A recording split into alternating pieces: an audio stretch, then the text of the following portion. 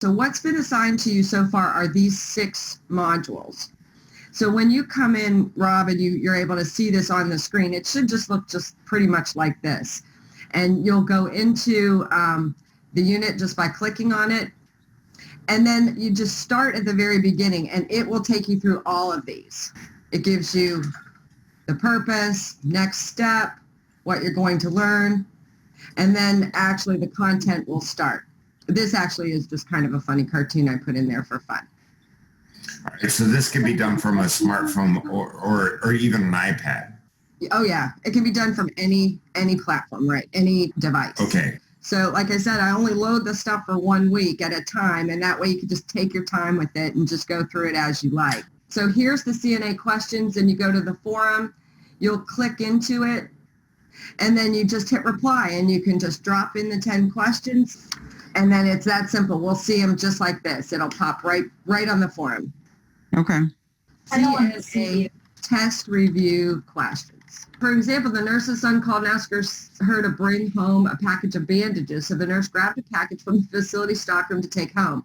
Which best identifies this action? Is it negligence, false imprisonment, theft, or aiding and abetting? Negligence.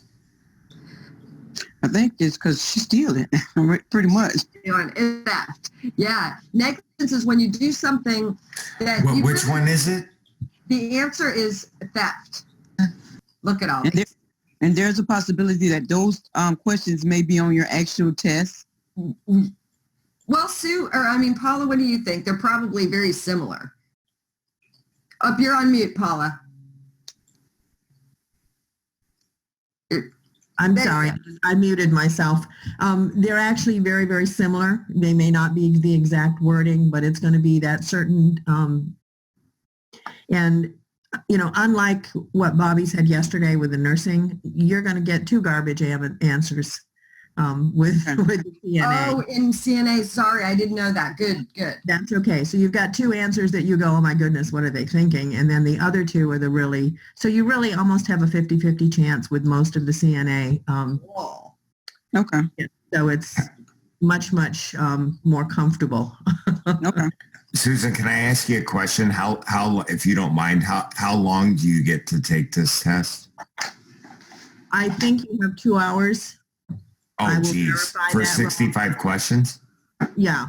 When you're taking a test, whenever I have gotten an answer wrong, for the most part on any multiple choice, it's because I did not read carefully which answer is best or which answer doesn't fit, right. So you have to read very carefully, and then you have to read all 4 answers. Only read one, it may sound right, but the other 3 may be better. That makes sense. The other 3. So read carefully, take your time. You have plenty of time to do this.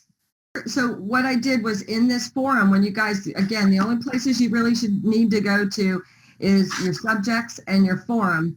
And I put this link in here to this place because I love this site. It has flashcards. This is fun. I mean, nursing assistants work in different places. One place that a CNA works in a skilled nursing facility, it's also called what? Long-term care facility, rehab facility. And then we can shuffle cards. I mean, it's a good way. I would spend time doing these drills. This is just a nice website for it. And I just, like I said, just loaded it onto the forum so you can access it. And then here's CNA roles, which we covered yesterday. So, Yes. they work in these. Uh-huh. One place CNAs work is a skilled facility. It's also called, which one do you want to pick? Hold on, let me read the question. You're moving let's too take quick. time and read this question. Yes, work in lots of different places. One place is skilled. Nursing home. Nursing home? Yep, I think you're right. Nursing home. Very good. Let's look at the next one. Many people, particularly older people, go to what kind of healthcare facility after they're discharged from a hospital for a stroke? A stroke, huh? Which one? It would be A. Yes. Subacute. Does everybody agree? We talked about this a little bit yesterday. Yes. Yes, I agree. Correct. And remember, we also talked about that long-term acute care. They might go to that even after the subacute. A CNA, medical assistant, that's what an MA is, and an RN all provide care for 10 patients in a subacute facility. What is the term for this collaborative approach to patient care? Care. Patient. We talked That's about this at interesting. the end of the day. I've got two of these on my mind. Yeah. Because Okay, read it carefully. I'm going to read it a little again for Oh you. my Go ahead. God. Go ahead. CNAs, MAs, which are medical assistants, and RNs provide care for 10 patients in a subacute facility. What part of the team are they? CNA, medical assistant, and an RN.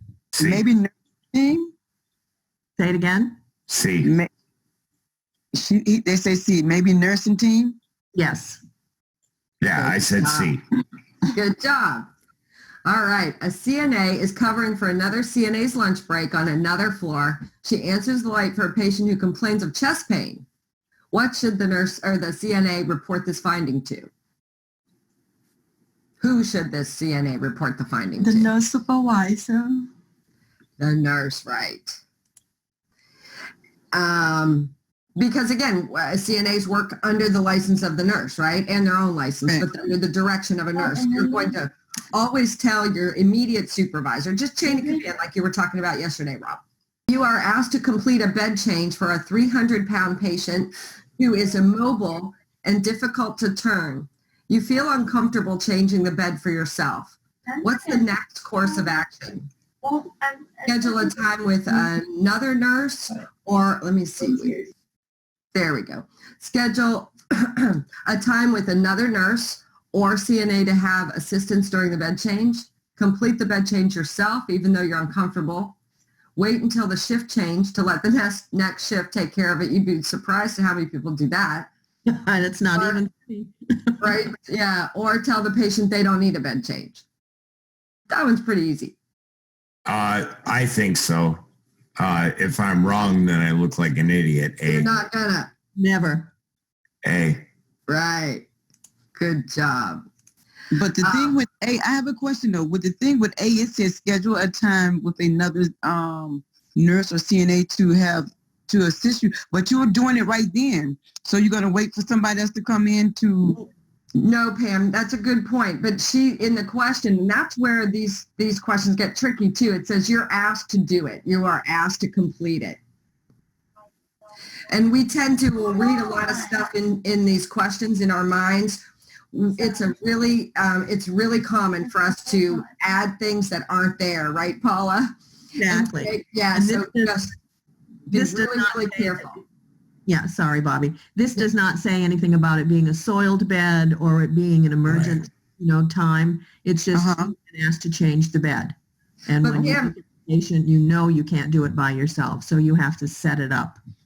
Okay. And Pam, all your experience is sometimes will trip you up like that because you're like, I'm not leaving my patient. If he needs change, I'm going to do it because I can't leave. Yeah. That's how we are, right? We are the worst at asking for help. All of us nurse assistants, nurses, oh, it's terrible. Yeah. So yeah, but you're going to hear in your head your experiences for the questions and you might talk yourself out of the right answer. So don't add any more information to what I talk about, which is the stem of the question. Okay. Yeah, and my comment would always be, do not overthink these. They are not that difficult. Okay. Right. Because Just we'll read talk it ourselves, carefully. right. We talk ourselves out of the right answer a lot of the time. Use your gut. Yep. Yes. And which duties would be performed by a CNA in team nursing? And I'll describe what that is in a minute, but go ahead, let's guess. Assessment of heart and lungs, teaching physical therapy exercise, taking vital signs and blood sugar readings, or all of the above. C. D. We C. got a C, we got a D, we got a... All of the above. I think it's C. We're changing our minds. Just think about it. Okay. Do you learn about practice, testing the guys. heart and lungs? We can't assess. Oh, We can't assess that. gosh. You can, but it is outside of your scope. And this is what's really interesting, guys. It's so weird, and it's semantics and it's language, but it's really very important. And I misspoke several times yesterday, and I'm going to correct myself here. I say assess all the time. Like, we're going to go and assess this patient. We're going to assess the situation. However, that word has some legal complications in the state of Florida. Mm-hmm. In the state of Florida, CNAs are not allowed to assess. They are allowed to collect data. Right. Difference, okay, semantics, splitting hair, we get it. But for the purpose of exams or people asking you what your role is and what is in your scope of practice, assessment is not in your scope of practice. So it would be C then. Correct. Collecting data is. Again, teaching. Teaching and assessment are two things that RNs are the only people that are allowed to teach. Now, that doesn't mean I'm not going to say, oh, Lena, I've taught, Mr. Jones about his diabetes, and I've taught him how to do his finger stick, but you know how. I want you to reinforce everything I've taught him. I want you to kind of continue to do that, and that's okay. Mm-hmm. But you can't sit down and say, we're going to talk about diet and nutrition today, and I'm going to teach you how to manage your diabetes. That's not in our scope as a CNA. Right. And with the physical therapy part of it, you may be doing range of motion on these people, but you're not teaching them. You're doing what you've assigned to do. They've been taught by the physical therapist what they need to do if they're doing active range of motion, but you will be doing passive range of motion, which means you'll be doing all the work. They won't be helping you. So you're not teaching them, but you can do the range of motion or the physical therapy that you've been assigned. Right. So that's why that one is not accurate. Yeah. Very good. Very good. I like this. I really like this place because it's so nice in the sense that this kind of covers, this is so like simpatico, it covers what we were talking about yesterday. But this is what we have to look forward to. Yeah. Yeah. So it's for really the most not part that scary and not that daunting. Because a lot of it, like you've said, all of you have said, a lot of it is common sense. But then there's a lot of stuff that's just informational that you'll need to remember. Yeah, but because you can read into it like that. I read into the one about changing the mail. Yeah, you did, right? So, Yeah, and that's why I say please don't overthink them. Okay. And Don't put words in there that aren't there. Okay.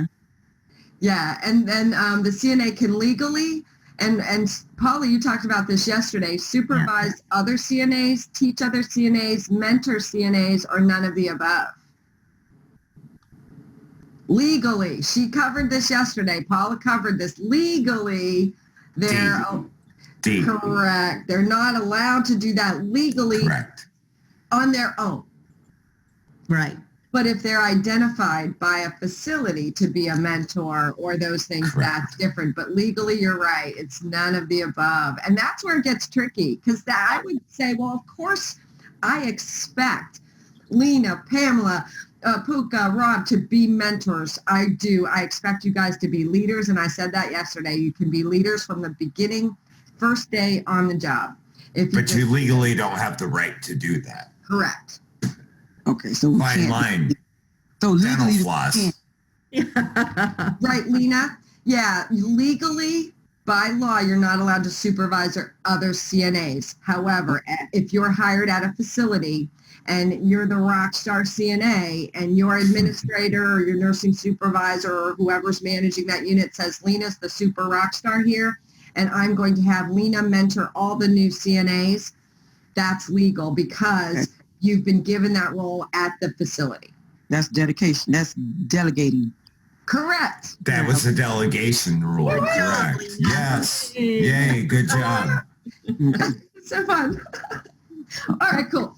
And then the director of nursing at your long-term care nursing home has assigned you to be in charge of the nursing home for the weekend. Believe it or not, this happens all the time.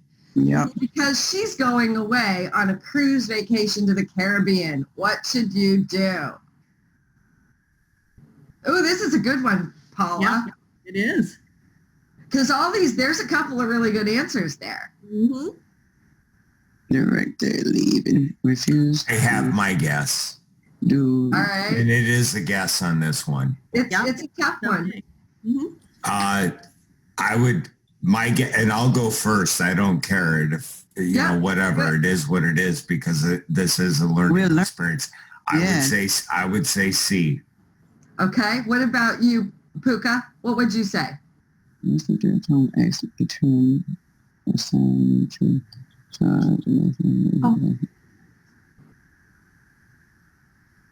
use my phone and I can not really see the. Oh, okay. You're on the phone. Oh, okay. No problem. All right. Go ahead. Let's see. Lena, what do you think? Oh, I missed this. I rebut my response now. All right. Well, hang on. Stay there a minute. Go ahead, Lena. I would say 8, because that's a lot to do, and I'm just a CNA, and if something come up, I'm kind of gonna be stuck. All right, cool. And Pamela, what about you? What do you think? But Paula? You know what? I'm in a dilemma here. Okay, so let's talk about this. Refuse. I'm sorry. Yep. So if I refuse, that whoever I'm talking to can fire me on the spot. Mm-hmm. That was my situation of what I originally answered, but then I also agree with what Lena said, which is if you run into a situation, you stuck. So just fire me at the point that I have to, because if someone get hurt under my watch, it's going to fall back to me first and then her second. So I don't want to be on no process. So would then Lena, would it be called the owner? I guess. I love this discussion. Yeah. Yeah. I would think you would have to call the owner because, listen, that is not our responsibility. And that's great that she wants to go on vacation. I've got no problem, and I don't want to say no because you want to be a yes person. You can't refuse the assignment because you could get fired, like Paula said. You can't say do the best you can do because that's not, obviously that one's out right out of the gate. Mm-hmm. Ask about the details because then you just accepted it. But I don't think that one's right. So that would be the only answer to me would be D. Well, and there's two answers out here. This is a great example. Do the best you can and ask about the details. You're not going to do either one of those. There's no way on God's green earth you're going to be in charge of a whole nursing home yourself. Right. Other two answers. And my point is, do you have that information? Is there any way you could ever get that information about who owns the nursing home? So if you kind of work it that way, so you may get fired if you refuse. Yeah, and then if someone get hurt while you there, you still can get fired and sued because you should have that responsibility from the beginning. And if you're failing to work out of your scope of practice, you can still get fired. So right, it really is only one good answer in spite of what I said originally. Well, hang on. All right, so one of the things that we'll talk about is when you refuse an assignment. I hear us talking about you can get fired. We have to also think about why else would you refuse the assignment? Not just only to save your job, but because it's an unsafe situation. I want to teach you something we call cussing, and it doesn't mean swear. Cussing is something that actually you would do in this situation. The C stands for basically you're calling attention to the situation. You call attention to it. The director of nursing says, I want you to do this. The U is you say, I'm uncomfortable. Okay? I'm uncomfortable with the situation. It's a safety error. CUS. Call out the situation and say you're uncomfortable and it's a safety issue. Because you cannot do this. It's outside of your scope. You probably don't know the owner. And you ask about the details. You're right, Paula. You're not going to ask about the details. I personally would because I'd be like, well, who's the nurse in charge of the, place? But basically, I believe you guys are right that you'd have to refuse this assignment because it's outside of your scope. And you may or may not have, you don't know if you have the access to the owner. I mean, my goodness. Or ask about the details. Do you have an RN on call that I have, that, Right. but that's more information. The test questions aren't going to, they want you to pick an answer. That is the one. But this is a good example of a difficult one. Yeah, I was going to say, like, if you did that, would you have jeopardy of losing your job or position? Yeah, possibly, but I doubt it because, all you'd have to do is report them for, what they did. And I don't think so. Yeah, because that's a lot of responsibility. Seriously. Yeah. Yeah. And Lena, it's illegal, right? You can't even supervise another CNA, let alone a whole hospital. Right, which we already had that question. Right. And that's what Paula said yesterday. They'll ask you the same question 5 different ways. Yeah, Yep. correct. Okay, understood. So let's take a look at the next. We'll finish these first 11. So which of the following actions is ethically wrong in the care of nursing home residents? The CNA remains outside the bathroom door and instructs the patient to pull the call light when they have finished urinating. Okay. The CNA wipes the patient's finger with an alcohol swab prior to taking a blood glucose level. Sounds fine. The CNA does not let a confused high fall risk patient ambulate in the halls without assistance. Or the CNA chooses to complete an incontinence change every 4 hours on a patient who is incontinent every hour. D. Yeah, Correct. yeah, that's a simple one. It is. So that's what's nice is during your test, you're going to have probably 10 of these in a row and then one challenging one. 10 in a row, one challenging one. So you should Like the other one that I got wrong twice. Yeah. See? Again, just carefully, Rob. You got it. And if you notice these, where I gave you this, this sample, this follows what we've just learned yesterday, and it moves into what we're covering, the priorities, levels of needs, CNAs, acceptable abbreviations, our medical terminology. So this is a wonderful drill space that actually I think we should use. It's a great way to get discussion going too about the content. So a patient requires a dressing change for the first time after surgery. Which of the following staff cannot legally change the patient's dressing immediately after surgery? A. Do you agree, Lena, Puka, Pam? I don't know because is the MD gonna be in there? Well, see, you tell me not to think too far. That's right. Don't think too far. That's a girl. She got it. Woo-hoo. So I'm gonna have to agree with Rob with A. All right. Yep. Yep. Puka and Pam. The options are CNA, LPN, RN, or MD. CNA. Yep. Right. And, we have a lot of doctors here that won't let any RNs do it either. They're like, nobody takes the first dressing off except the surgeon. That's pretty common. But we are all allowed. It's just that no CNA is permitted to do that on the very first dressing. And then our last one, which of the following is now the minimal requirements to be able to legally record and document data? Remember, we said we don't do assessments, such as vital signs, blood sugar readings within a hospital setting.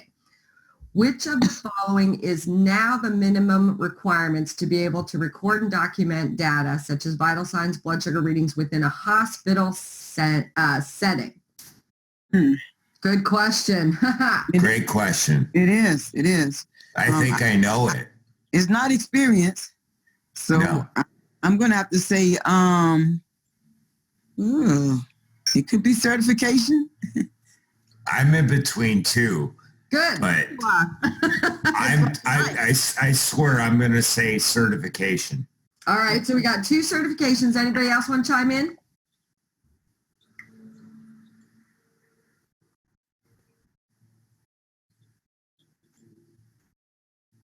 Paula, I'm going with this. Education or experience. It says, which of the following is now minimal requirements to be able to legally record and document data? Bayfront hires high school graduates. Okay, yep. You And are they train them. absolutely- Yep, And and they they are, train them to do vital signs documentation. And they're not licensed, they're not certified, and they don't have a college degree. They're high school graduates. We hire high school graduates into hospitals. Most of them do want a certified nursing assistant or a CNA tech. So I have a question. Yeah. Go ahead. Go ahead. My question is, it says legally record and document. So that's not taken. Is that like you're taking it, or is that just saying you just? That just means that you took the vital signs, or just, it doesn't even mean, you're right, Lena. It doesn't say you took the vital signs. It just said, are you able to write in the chart? It says, are you legally able to record and document information? In a hospital setting. Right. And basically you can have, if they're trained in a hospital, they can write in that chart. Okay. have you all heard PCA? Have you heard that term? Yes. Or PCT, patient care technician, Yes. patient care aide. I'm not sure how prevalent those are here in Florida, They but are they're very- very prevalent up in New England, especially, that I'm aware of. And Yeah, they are trained to do all of this, and I had just completely forgotten about that. So thank you, Bobby. You're welcome. So And it they're really- experienced, but they're not licensed or certified, but they're trained by the hospital to do these. So Yeah, patient skills. care associates are not certified or licensed, but this is what they do even in a home setting. Right. I'll tell you what, I appreciate that very much, because I would have got that wrong every day of the week. Yeah.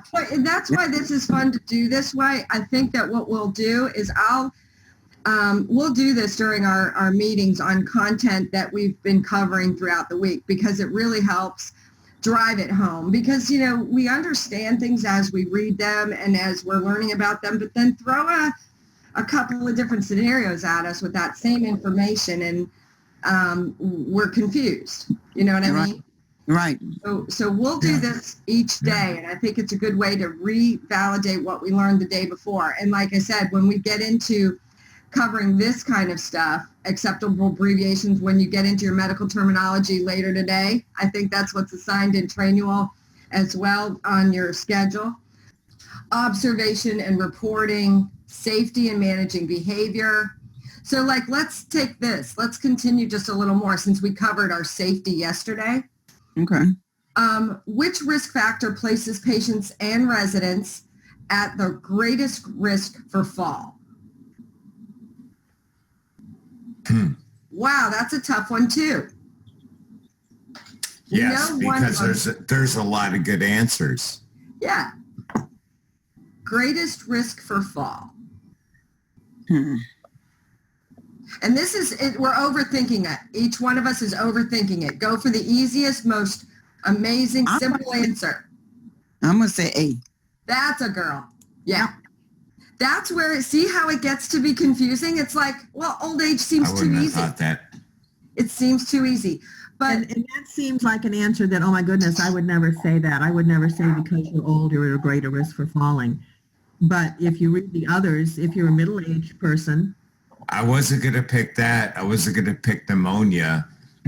I was thinking of COPD, but old age was not one that I was thinking. But you're right. I overthought it. Oh, but here's the trick for you in test questions, guys. This is a great example of the trick. So here's two questions that have to do with age.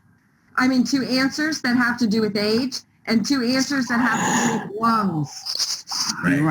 Right.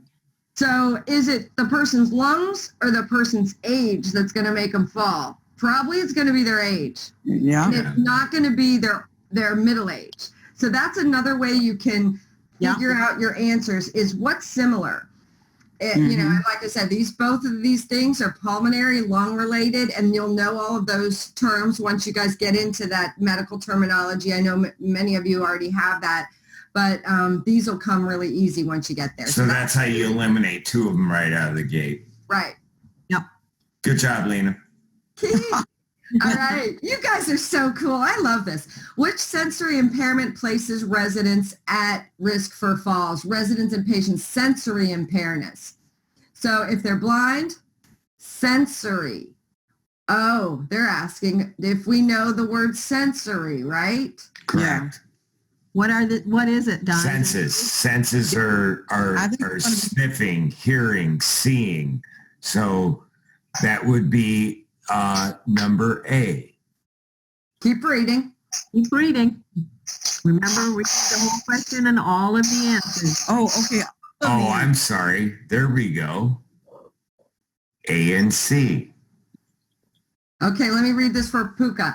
So, which sensory impairment places residents and patients at risk for falls? Sensory impairment, how we sense things in our body.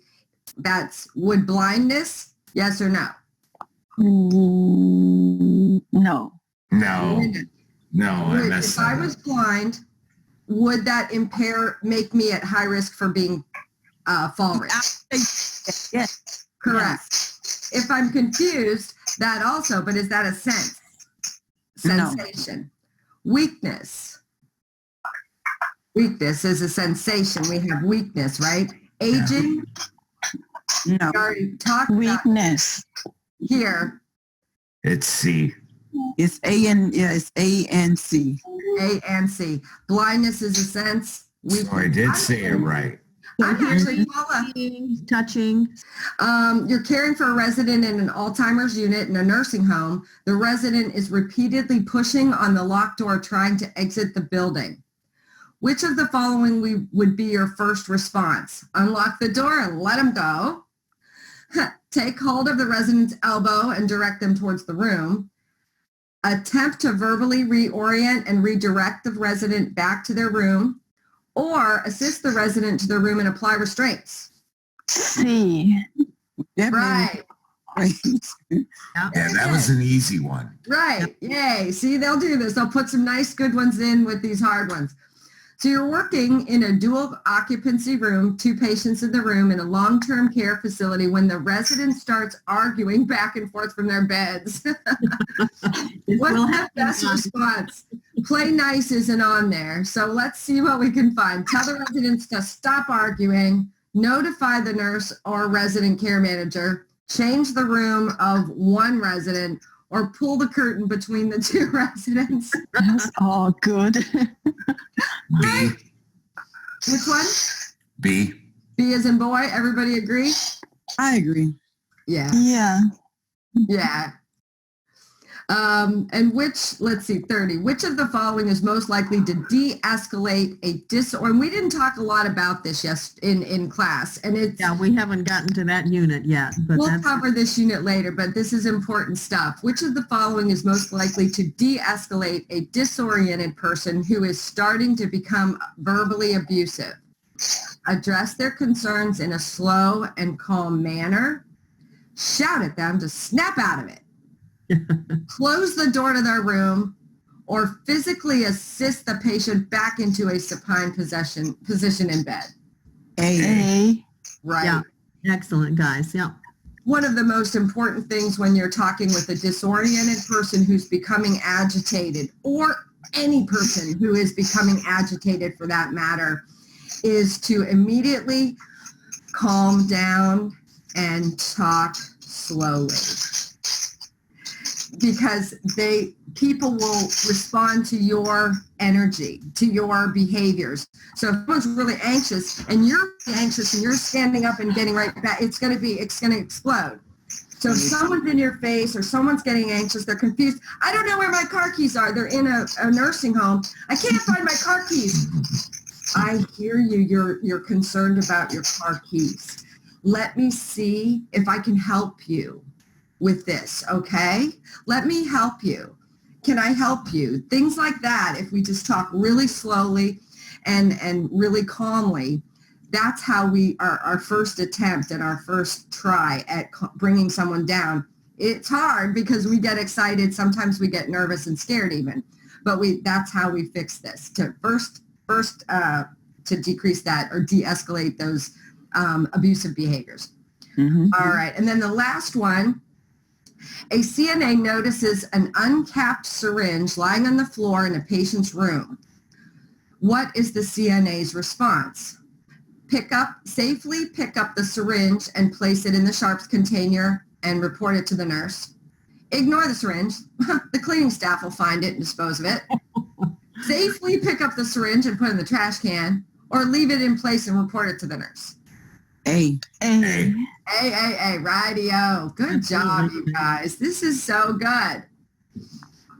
So I think that this is a really good way for us to revalidate our stuff. So what I will be doing for the next couple of hours this afternoon is selecting some of these that we're going to, this is super. These are the stuff that you're going to be learning about. Infection control, the chain of infection in these modules that are in Trainual all this week. So come back and forth to this. Since in your module... Use your gut. Your gut usually is right. Yep. But it's sometimes hard to do that when you overread it or if you think too quickly. And you may not know the answer, so you can't go with your gut sometimes, because I saw Lena, you just don't know. So you have to reason it. Just like that. Okay, 2 are about age, 2 are about lungs. It's not the middle age, it's that, and you may not have the gut, you may not have the experience. But basically what it is we will give you the information in the learning that we do that you'll be able to apply it and select the correct answer. By the time we're done with this, you guys are going to ace this exam. Right. I think it would be good to, as we go through doing this on our own, like we got to do our lessons and stuff. Yeah. Maybe after we went through it this week, if we get stuck, we can come back and say, in the middle of the week, we might need to set up a Zoom group training so that we can kind of go what we're learning and make sure we're on the right, going in the right direction. That'd be great. And I'm happy to set up Zoom meetings for you guys. If you want individual group meetings for yourselves, like pals, colleagues, like I want to study with, Puka and Rob on Wednesday afternoons at 2 or whatever, I can set those Zoom meetings up for you. You can do those additionally if you like. Yeah. I think we'll do this. I think that this is very, very valuable time spent going over questions as a group like this during our 2 hours. Because you guys will be getting into the forum today. You may run it, or not the forum, I'm sorry. You'll be getting into the platform today. Is there anything yesterday that we talked about while we're waiting for Bobby to come back that you're not completely clear on, or you want some conversation about? Okay. We talked about, you talked about the healthcare, the group of like the patient care. It was the health care and it's the behavior group for the patients. Behavior group?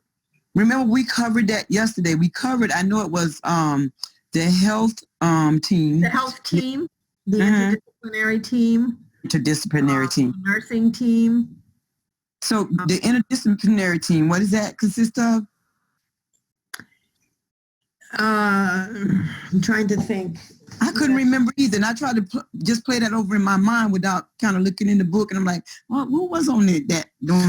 Well, there's, I think, Lena, if I can help you, I might be able to assist Paula, if you don't mind, I might be able to assist Lena with this. If anybody has their book in front of them, that will help. I do. Mine here. Go ahead. I do. That is the person in charge is the actual client.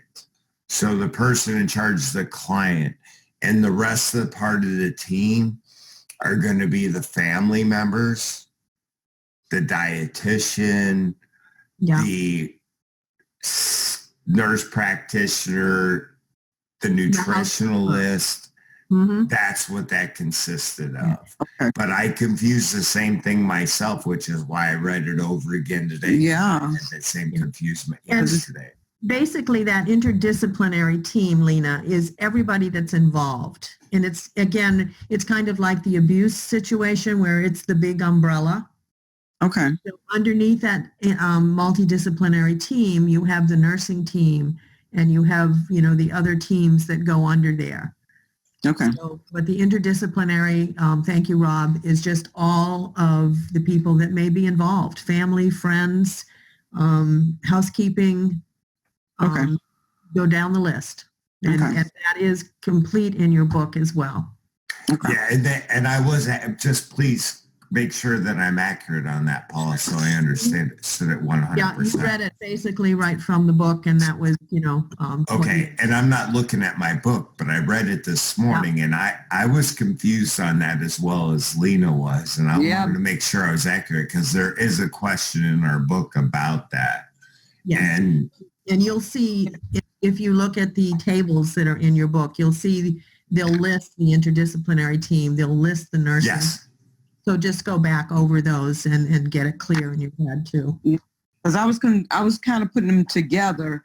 I think that's why I was confusing myself, because I know it was the health team, which consists of nurse, but then when you go to the interdisciplinary, the nurses is over there too. So, yeah. So remember, big umbrella, and then separate areas. It's validating to have those, those same kind of discoveries for sure. So that's an example of, Rob, what you said earlier. There's no such thing as a stupid question, because we all questioned that, and you and Lena both said, oh, okay, yeah, I would have asked that, or that was on my mind, or I didn't understand that either. So never hesitate to jump in.